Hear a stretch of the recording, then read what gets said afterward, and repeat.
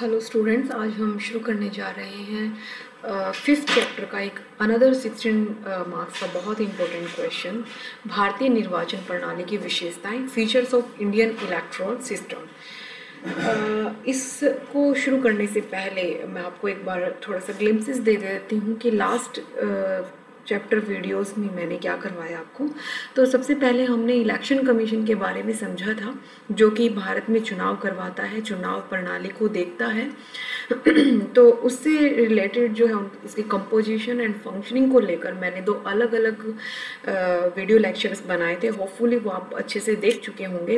अगर नहीं देखे हैं तो एक बार फिर से आप उनको जाके देखें, तभी आपको ये जो इम्पोर्टेंट 16 मार्क्स का क्वेश्चन है ये आने वाला है। जैसा कि आपको पता ही है, भारत जो है विश्व का सबसे बड़ा लोकतांत्रिक देश है। और ये लोकतांत्रिक इसलिए है क्योंकि लोगों को भारतीय शासन प्रणाली को चलाने में उनकी हिस्सेदारी मिलती है, या उनको भारतीय शासन प्रणाली का एक महत्वपूर्ण अंग माना जाता है। ऐसा कैसे सिद्ध हो सकता है? आप कहेंगे कि इतनी बड़ी पॉपुलेशन है, हम अपने पेरेंट्स को देखते हैं, 18+ जो सिस्टर एंड ब्रदर्स हैं उनको देखते हैं, वो तो कोई भारतीय शासन प्रणाली में हिस्सेदारी नहीं कर रहे हैं। बट बच्चों, यहाँ पर एक इलेक्शन सिस्टम है, हमारे यहाँ पे निर्वाचन प्रणाली है, इलेक्टोरल सिस्टम है, जिसके तहत हम अपने प्रतिनिधियों को चुनकर भेजते हैं हर 5 वर्ष बाद, जो आगे जाकर जो है शासन प्रणाली का महत्वपूर्ण हिस्सा बनते हैं। अगर हमें उनका काम पसंद आता है तो हम उन्हें री इलेक्ट करते हैं, फिर से चुनते हैं। अगर नहीं पसंद आता तो हम उसकी जगह अपना कोई और प्रतिनिधि अगले जो है टेन्योर में या 5 वर्ष बाद जब भी इलेक्शंस होते हैं हम चुनकर भेजते हैं। तो भारतीय निर्वाचन प्रणाली में जो बहुत सारी ऐसी विशेषताएं हैं जिनको हम डिस्कस करेंगे कि भारतीय इलेक्ट्रॉनिक सिस्टम के ऐसे कौन कौन से फीचर्स हैं जो कि भारतीय इलेक्शन सिस्टम को थोड़ा यूनिक बनाते हैं। तो सबसे पहले अगर मैं बात करूं, सबसे पहला पॉइंट है कि हमारे यहाँ पर अडल्ट फ्रेंचाइज है, यानी कि वयस्क मताधिकार है। 18 वर्ष की आयु पूरी करने वाला प्रत्येक व्यक्ति, प्रत्येक भारतीय नागरिक जो है वो संसद हो, राज्य विधानमंडल हो, नगर पालिका हो, पंचायत आदि जितने भी चुनाव होते हैं उनमें मत डालने का अधिकारी होता है। हमारा जो मताधिकार का सिस्टम है, आपको मैं लास्ट वीडियोस में बता चुकी हूँ कि पहले 1989 तक, जब तक 61वां संविधान संशोधन नहीं हुआ था, तब तक आयु जो है 21 वर्ष हुआ करती थी। वहाँ पर 61वें संविधान संशोधन द्वारा आयु घटाकर 18 वर्ष कर दी गई है। इसके अलावा जो इलेक्टोरल सिस्टम है वो ये बताता है कि मताधिकार के लिए जाति, धर्म, वंश, रंग, लिंग आदि के आधार पर किसी प्रकार का भेदभाव नहीं किया जाएगा। सबको वोट डालने का पूरी तरह से अधिकार है।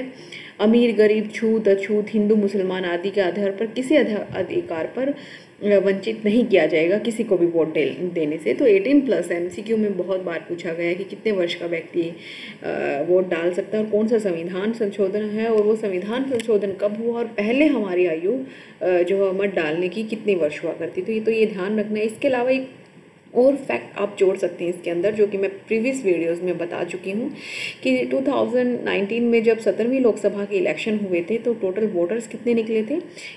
89.78 करोड़ के अराउंड थे। तो ये फैक्ट भी आप इसके अंदर इंक्लूड कर सकते हैं। अब आते हैं दूसरी विशेषता पर। भारतीय शासन इलेक्ट्रोल सिस्टम की दूसरी विशेषता ये है कि यहाँ पे डायरेक्ट इलेक्शन होते हैं, प्रत्यक्ष चुनाव होते हैं। जनता के जो यहाँ पर प्रत्यक्ष चुनाव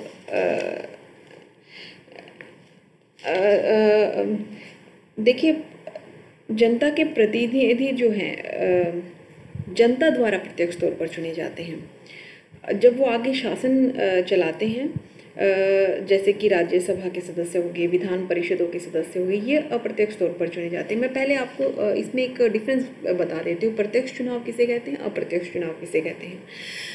डायरेक्ट इलेक्शन यानी प्रत्यक्ष चुनाव वो होते हैं जिसमें कि मतदाता 18+ जो जितने मतदाता हैं अपना वोट कास्ट करते हैं, अपना वोट डालते हैं और अपने प्रतिनिधि को चुनते हैं। लेकिन कुछ इनडायरेक्ट इलेक्शन भी होते हैं, अप्रत्यक्ष चुनाव भी होते हैं, जिसमें मतदाता जो है जिन प्रतिनिधियों को चुनकर भेजता है वो प्रतिनिधि आगे जाकर चुनते हैं अन्य व्यक्तियों को, जैसे कि राष्ट्रपति है। राष्ट्रपति का चुनाव अप्रत्यक्ष विधि द्वारा होता है। आपने कभी सुना है कि राष्ट्रपति के चुनाव में हम 18+ वोट डाल रहे हैं? कभी नहीं सुना होगा, क्योंकि क्या है कि हमारे द्वारा जो प्रतिनिधि चुनकर गए हैं, जैसे कि राज्य विधानमंडल के सदस्य हैं और लोकसभा के सदस्य हैं, राज्यसभा के सदस्य हैं, वो राष्ट्रपति के चुनाव में भागीदारी करते हैं। इसी तरह से जो राज्यसभा है, विधान परिषदें हैं, वहाँ पर भी अप्रत्यक्ष चुनाव होता है। तो वास्तविक प्रत्यक्ष चुनाव के जो उदाहरण है जिसमें जनता के प्रतिनिधि चुनकर जाते हैं, वो जैसे लोकसभा है, राज्य विधानसभाएं हैं, पंचायतें हैं, नगर पालिकाएँ हैं, ये सब यहाँ पर डायरेक्ट इलेक्शन होता है। फिर हम चलते हैं संयुक्त चुनाव प्रणाली है। भारत में जॉइंट इलेक्शन सिस्टम है। अब इसको समझने के लिए आपको दो फैक्ट्स, थोड़ा हिस्टोरिकल बैकग्राउंड में जाना पड़ेगा। दो फैक्ट देखने पड़ेंगे कि संयुक्त चुनाव प्रणाली को समझने से पहले हमें पृथक चुनाव प्रणाली को, सेपरेट इलेक्टोरल सिस्टम को समझना पड़ेगा। अब जाते हैं हम उन दिनों में जब भारत पर अंग्रेजों का शासन हुआ करता था और एक अधिनियम पास किया था अंग्रेजों ने, भारत परिषद अधिनियम 1909। इसमें सबसे पहले पृथक चुनाव प्रणाली का नाम आया। अब ये क्या होता था पृथक चुनाव प्रणाली? इसमें ये कर दिया गया कि जो प्रदेश, जहाँ पर जिस प्रदेश में जिस भी धर्म के लोग ज़्यादा हैं, बहुलता है, वही लोग वोट डालेंगे और उन्हीं में से प्रतिनिधि होगा। यानी कि ये फूट डालो राज करो की नीति थी, जिसमें ये दिखाया गया था जो हिंदू है और मुसलमान हैं उनकी एकता को कैसे अलग अलग कर दिया जाए। फॉर एग्जांपल वेस्ट बंगाल में क्या था, वेस्ट बंगाल का एक एरिया ऐसा था जहाँ पर वेस्ट बंगाल छोड़िए, एक जर्नल सा एग्जांपल लेते हैं। मान लीजिए आपके यहाँ का कोई एरिया है जिसमें 80% हिंदू है, 20% मुस्लिम है, तो उन 20% मुस्लिम को वोट नहीं डालने दिया जाएगा और ना ही इलेक्शंस में खड़ा होने दिया जाएगा। बजाय कि क्या होगा, जो 80% हिंदू मेजोरिटी में है वहीं से ही तो प्रतिनिधि चुना जाएगा और वहीं से ही जो है वोट डालेंगे, हिंदू लोग ही वोट डालेंगे। तो उस एरिया में जो अगर डेमोक्रेटिक तरीके से देखा, लोकतांत्रिक तरीके से देखा जाए, तो मुस्लिमों को कोई अधिकार दिया ही नहीं गया है। राजनीतिक अधिकार उनके पास नहीं है, ना तो इलेक्शन में खड़े होने का और ना ही वोट डालने का। तो ये होते हैं पृथक चुनाव प्रणाली। इसी तरह से जहाँ पर मुस्लिम बहुल है, बहुत सारे यानी 50% से ऊपर मुस्लिम है, वहाँ पर मुस्लिम ही खड़े होंगे इलेक्शंस में और वही वोट डालेंगे। तो ये फूट डालो राज करो की नीति थी, कहीं ना कहीं हिंदू मुसलमानों को अलग करने की नीति थी। आज आप देख रहे हैं कि ऐसा कुछ होता है? बिल्कुल भी नहीं होता है। यानी कि ठीक इसके जो उल्टा होता है उसे कहते हैं संयुक्त चुनाव प्रणाली। यानी कि आज के समय में हिंदू मुस्लिम या किसी धर्म के नाम पर कोई भी विभेद नहीं किया जाता। सभी व्यक्तियों को इलेक्शंस में खड़ा होने का पूरा अधिकार होता है और किसी को धर्म के आधार पर वोट डालने से नहीं रोका जा सकता, किसी को धर्म के आधार पर इलेक्शन में खड़ा होने से नहीं रोका जा सकता। तो यही भारत में संयुक्त चुनाव प्रणाली है। अनुच्छेद 326 के तहत सभी मत डाल सकते हैं। अनुच्छेद 325 के तहत सभी सामान्य निर्वाचक सूची में शामिल होते हैं। धर्म, जाति, लिंग के आधार पर सूची के में नाम लिखवाना या सूची से नाम कटवाना कुछ भी अब नहीं हो सकता। अब ये संयुक्त निर्वाचन प्रणाली यानी सभी को वोट डालने का समान अधिकार है। अब शायद बुक में आपके अच्छे से ये एक्सप्लेन ना कर रखा हो, तो आप इस वीडियो को सुने, बार बार ये लास्ट 2-3 लाइन सुने तो आपको बहुत अच्छे से समझ में आ जाएगा और अपने नोट्स में आप इसको नोट डाउन भी कर ले। कभी इंटरव्यूज़ में भी आपसे क्वेश्चन पूछे जा सकते हैं। और 1909 के अधिनियम के बारे में तो बहुत बार पूछा गया था कि पृथक चुनाव प्रणाली कब होती है, तो आपके कॉम्पिटिटिव एग्जाम्स में बहुत बार पूछा जाता है। फिर आते हैं सीक्रेट वोटिंग सिस्टम पर, गुप्त मतदान में। आपने देखा है कि हम वो कभी भी आप अपने पेरेंट्स से पूछिएगा घर पे कि अब जो वो वोट डालने जाते हैं क्या वो दिखाते हैं ऐसे मतपत्र अपना कि हम इस पार्टी को वोट डाल रहे हैं? कभी नहीं, ये सीक्रेट होता है। लोग जो है ताकि चुनाव निष्पक्ष और स्वतंत्र हो सके इसलिए गुप्त मतदान किया जा सकता है। किसी पे कोई प्रेशर ना डाला जाए। मान लीजिए पता चल गया कि अरे तुमने मेरी पार्टी को वोट नहीं किया, तो उसके ऊपर प्रेशर बनाना शुरू कर देंगे या उसको किसी तरह से परेशान करना शुरू कर देंगे। इन परिस्थितियों से बचने के लिए व्यक्ति को ये अधिकार होता है कि वो अपना मत किसी को ना बताए, ताकि किसी प्रकार के आपसी झगड़े या फिर दुश्मनी, इन संभावना को कम किया जा सके और देश में शांति और एक व्यवस्था के साथ इलेक्शंस करवाए जा सके। तो भारत में गुप्त मतदान प्रणाली है। फिर अगला पॉइंट जो है एक सदस्यीय चुनाव क्षेत्र, सिंगल मेंबर कॉन्स्टिट्यूएंसीज है, यानी कि एक क्षेत्र से एक ही सदस्य चुनकर जाएगा। जनता तो बहुत सारी है, आप यहाँ देख सकते हैं कि एक क्षेत्र है, ये दूसरा क्षेत्र है, तीसरा, ये चौथा क्षेत्र है। इन क्षेत्रों में जनता तो बहुत सारी है, लेकिन इनमें से चुनकर कौन जाएगा? कोई एक व्यक्ति चुनकर जाएगा। ऐसा नहीं है कि जींद एरिया में जो है जींद एरिया से लोकसभा के 2 सदस्य चुनकर जा रहे, नहीं, एक ही चुना जाएगा। राज्य विधानसभा के इलेक्शन होंगे तब 1 सदस्य चुनकर जाएगा। तो इस तरह से जो है बराबर जनसंख्या वाले चुनाव क्षेत्रों में देश को बांटा गया है और प्रत्येक क्षेत्र में से एक प्रतिनिधि चुनकर जाता है। इसी आधार पर क्या किया है, भारतीय जो संसदीय क्षेत्र है वो 543 हिस्सों में बटे हुए हैं। और मैं लास्ट वीडियो में बता चुकी हूँ कि कौन सी जनसंख्या के आधार पर इन निर्वाचन क्षेत्रों को बांटा गया है और कौन बांटता है, परिसीमन आयोग। और इसके बारे में बहुत डीपली मैंने आपको लास्ट वीडियो में एक्सप्लेन किया था। तो अभी के लिए क्या है, परिसीमन आयोग इन चुनाव क्षेत्रों को बांटता है और 2001 की जनसंख्या के आधार पर ये बटे हुए। बहुत ही इंपॉर्टेंट MCQ का क्वेश्चन है, तो आप इसको भी थोड़ा ध्यान रखें। इसके बाद आते हैं हम नेक्स्ट पॉइंट पे, अनुपातिक प्रतिनिधित्व और एकल संक्रमणीय मत प्रणाली, proportional representation and single transferable voting system. राष्ट्रपति का आपने लास्ट टाइम में वीडियो लेक्चर अगर सुना हो तो वो पूरा कंप्लीट वीडियो लेक्चर इसी अनुपातिक प्रतिनिधित्व एकल संक्रमणीय मत प्रणाली पर था। उसमें बताया गया था कि अनुपातिक प्रतिनिधित्व क्या होता है, एकल संक्रमणीय क्या होता है। एक बैलेट पेपर बना दिया जाता है, उस पर जो है आप अपनी जो है लिख सकते हैं कि आप किसको पहले पे वोट करना चाहते हैं, किसको दूसरे पे, किसको तीसरे पे वोट करना चाहते हैं। ये सारे आप लिखने का अधिकार होता है। जिन 2 व्यक्ति को वोट मिले हैं, 3 व्यक्ति को मान लीजिए वोट मिले हैं, तो पहले 2 ही व्यक्ति में से कोई एक चुना जाएगा, तो तीसरे के या चौथे व्यक्ति के जो वोट हैं वो ट्रांसफ़र होने शुरू हो जाते हैं। यानी कि जिन्होंने भी तीसरे और चौथी में फर्स्ट प्रायोरिटी तीसरा चौथा भरा है और सेकंड प्रायोरिटी पे फर्स्ट सेकंड में से कोई भी भरा है, तो वो फर्स्ट सेकंड को वो ट्रांसफ़र होने लगेंगे वोट थर्ड और फोर्थ के। तो इस तरह से हमारे राष्ट्रपति चुने जाते हैं, उपराष्ट्रपति भी इसी के द्वारा चुने जाते हैं। एक्चुअल में अनुपातिक प्रतिनिधित्व के अनुसार संसद और जो राज्य विधानसभाओं के सदस्यों का अनुपात के अनुसार ही समान जो है मत का मूल्य निकाला जाता है। अगर आपको राष्ट्रपति का जरा सा भी ये ध्यान हो, अगर नहीं है तो प्लीज़ 15 मिनट का वीडियो वो एक बार देख लेना कि समान मत का मूल्य कैसे निकलता है।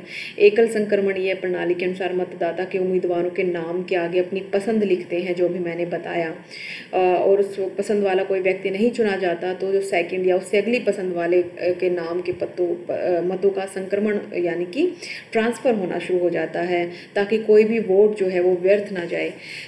तो वो इस तरह से, ये थोड़ा सा आपको कॉम्प्लिकेटेड लग सकता है, but I am not going to elaborate in it deeply because I have already done that in last time. So you just go to video lecture of president election, उसमें मैंने बहुत अच्छे से एक्सप्लेन किया, तो आप उसको एक बार फिर से देख लेना। अब नेक्स्ट पॉइंट पे आते हैं, हमारी चुनाव प्रणाली के नेक्स्ट रिएक्शन पे। Election commission, that's a very important feature of our electoral system. इसके ऊपर तो मैं 2 बड़े 30 मिनट के वीडियो लेक्चर दे चुकी हूँ, तो I am not going to explain it again, ये भी आप अपने तरफ से करेंगे। अब नेक्स्ट पे जाते हैं, स्थानों का आरक्षण, रिजर्वेशन ऑफ सीट्स। तो रिजर्वेशन जो है भारत में रिजर्वेशन प्रणाली दी गई है इलेक्शंस में, ताकि नागरिकों को समानता का अधिकार मिले। सभी नागरिकों को ऐसा ना लगे कि कोई नागरिक अपनी जाति के आधार पर या जनजाति होने के आधार पर या पिछड़ा वर्ग होने के आधार पर पीछे रह जाए। तो ये हमारे इलेक्शन कमीशन ने डिसाइड किया था, एक्चुअली हमारे कॉन्स्टिट्यूशन मेकर्स ने डिसाइड किया था कि जो है सीट्स को बांट दिया जाए। पिछड़े वर्ग में अनुसूचित जातियों, अनुसूचित जनजातियों के लिए संसद, विधानसभाओं, नगर पालिकाओं, पंचायतों में स्थान आरक्षित किए गए हैं। हालांकि पिछड़े वर्ग के लिए जो है नगर पालिका और पंचायतों में है, संसद और विधानसभाओं में SC ST के लिए ही आरक्षित है क्षेत्र। और ये इसलिए किया गया था कि ये लोग जो है इतिहास में देखा जाए तो सदियों से एक हाशिए पर जीते आ रहे हैं। इनके ना राजनीतिक अधिकार थे, ना सामाजिक आर्थिक किसी तरह के अधिकार नहीं थे। तो इन्हें भी आज़ादी के बाद वो स्वतंत्रता महसूस हो सके, अपने अधिकार महसूस हो सके, ये भी भारतीय राजनीति में अपनी भागीदारी कर सके, भारतीय शासन प्रणाली में भागीदारी कर सके। इतने समय से पिछड़े दबे कुचले रहे हैं, तो इनको भी उचित सम्मान और समानता देने के लिए भारतीय संविधान ने निश्चित किया गया कि आरक्षण दिया जाएगा। तो कुछ निर्वाचन क्षेत्र ऐसे रखे जाते हैं जहां पर अगर ये पिछड़ा वर्ग, अनुसूचित जनजाति या जातियां जो है SC STs OBCs जो होते हैं वहाँ पर अगर उनकी जनसंख्या अधिक है तो वहाँ से उसी जाति के कैटेगरी के व्यक्ति को इलेक्शन लड़ने का अधिकार होता है। मैं एक एग्जांपल देती हूँ, जैसे हरियाणा में सिरसा की सीट देखिए, अम्बाला की सीट देखिए, यहाँ पर जो है हमेशा एससी कैटेगरी से ही संसद सदस्य चुने जाते हैं, क्योंकि यहाँ पे पॉपुलेशन एससी की बहुत ज़्यादा है। तो इस तरह से ये रिज़र्व रहती हैं हमेशा सीट्स। इसी तरह से आप पंचायतों में, नगर पालिकाओं में भी देखते होंगे, वहाँ पर तो इवन वुमेन रिजर्वेशन भी है। हमारे संसद और राज्य विधानसभाओं में महिलाओं को आरक्षण नहीं है, लेकिन नगर पालिका और पंचायतों के इलेक्शंस में देखा जाएगा तो महिलाओं को आरक्षण दिया गया है वहाँ पर। तो रोटेशन प्रणाली के तहत चक्रीय प्रणाली जो है वो पंचायती राज का, जो मैंने लास्ट टाइम में करवाया था उसमें मैं रोटेशन प्रणाली आपको समझा चुकी हूँ। तो उस प्रणाली के तहत जो है रिजर्वेशन पॉलिसीज़ की जाती है नगर पालिकाओं और पंचायतों में।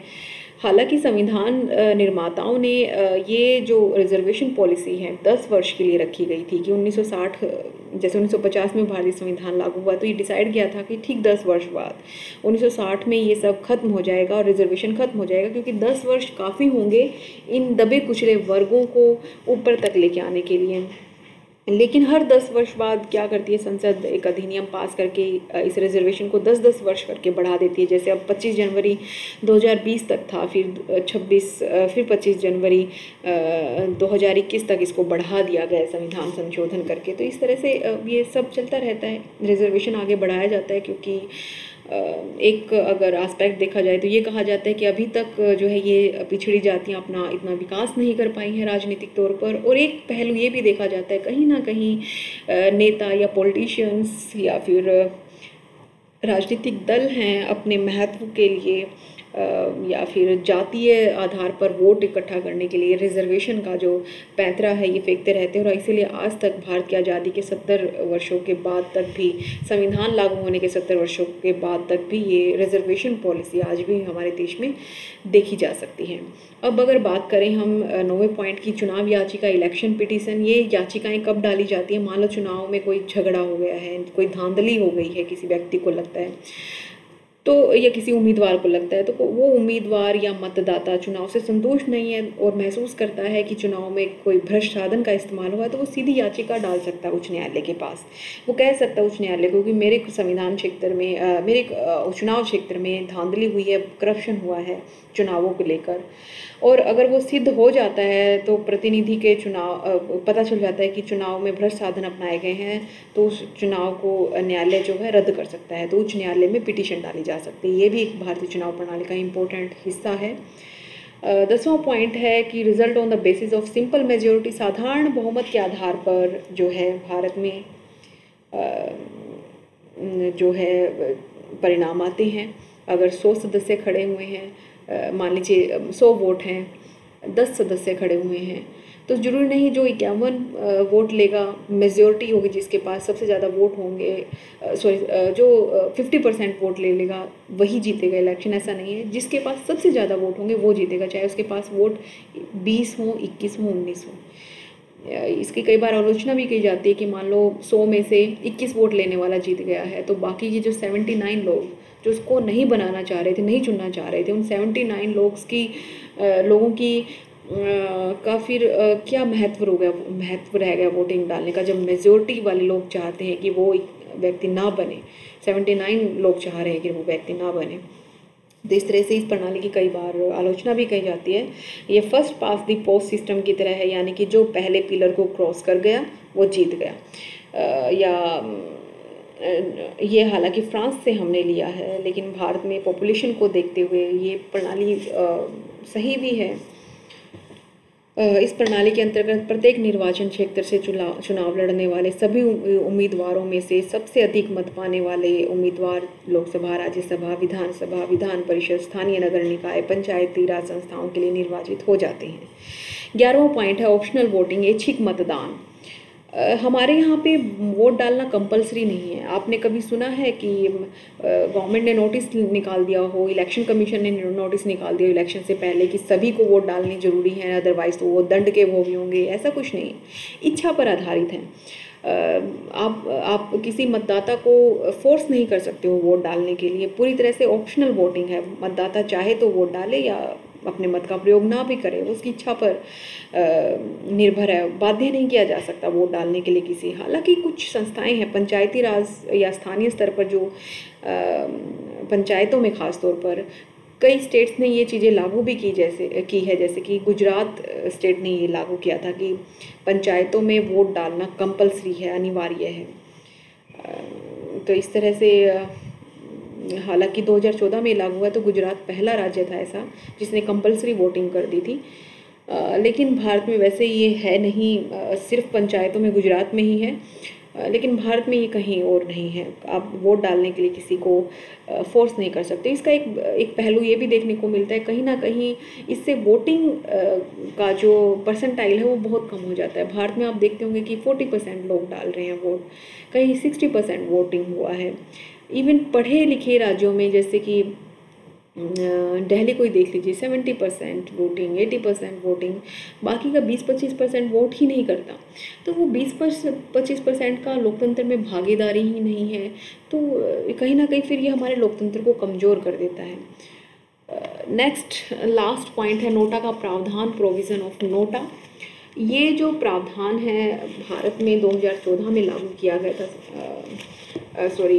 2014 में आई थिंक, हाँ 2014 में ही जो हमारे 16वीं लोकसभा के इलेक्शंस हुए थे उसमें ये लागू किया गया था। इसका पूरा मीनिंग होता है नन ऑफ द अबव। मान लीजिए आपको जितने भी विकल्प मिले हैं, जितने भी उम्मीदवार प्रत्याशी मिले, उनमें से आपको कोई भी योग्य नहीं लग रहा, कोई भी पार्टी मेंबर नहीं लग रहा कि ठीक से 5 वर्ष संभाल पाएगा शासन को या उनकी बात रख पाएगा, तो वहाँ पर चुनाव आयोग ने एक विकल्प दिया नोटा का। जैसे कि आप ये बैलेट पेपर देख रहे हैं ना, ये ईवीएम मशीन का एक वो है दिखाया हुआ फॉर्मेट, इसमें बिल्कुल लास्ट में नोटा दे दिया जाता है। जिस व्यक्ति को ऊपर वाले किसी भी उम्मीदवार पर यकीन नहीं है, उसे पसंद नहीं है कोई भी, तो वो नोटा को प्रेस कर सकता है और अपना वोट जो है अपना जाहिर कर सकता है कि मुझे इनमें से कोई भी पसंद नहीं है। नोटा की फुल फॉर्म जरूर याद रखें, नन ऑफ द अबव। कब हुआ था ये लागू? 2014 में, ये भी जरूर याद रखें और ये बहुत ही इंपॉर्टेंट है, MCQ में पूछा भी गया है।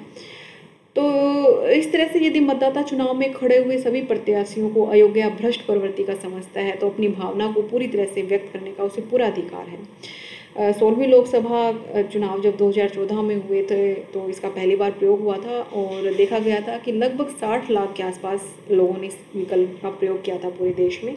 इसी तरह से जब 2017 में हुए थे इलेक्शंस, तब भी काफ़ी बड़ी संख्या में 17 लाख से ऊपर जो है 17वीं लोकसभा के 2019 में हुए इलेक्शन, तो उसमें भी काफ़ी लोगों ने नोटा का प्रयोग किया था। हालांकि इसका भी कुछ क्रिटिसिज्म होता है कि ये तो एक तरह से वोट की बर्बादी होगी, लेकिन सही है, राजनीतिक अधिकार है कि आप अपनी भावनाएं व्यक्त कर सको इलेक्शंस में। तो वोट न डालने से कम यही ठीक है कि आप वोटिंग केंद्र तक गए और अपने इमोशंस को जाहिर किया। तो दैट्स अनदर एस्पेक्ट। तो आज के लिए ये 60 मार्क्स का इंपॉर्टेंट क्वेश्चन। इसके बाद हम करेंगे भारतीय चुनाव प्रणाली में कौन कौन से दोष हैं, कौन कौन से इसमें सुधार किए जा सकते हैं। अगला इंपॉर्टेंट 60 मार्क्स का क्वेश्चन। आज के लिए इतना ही। Thank you so much.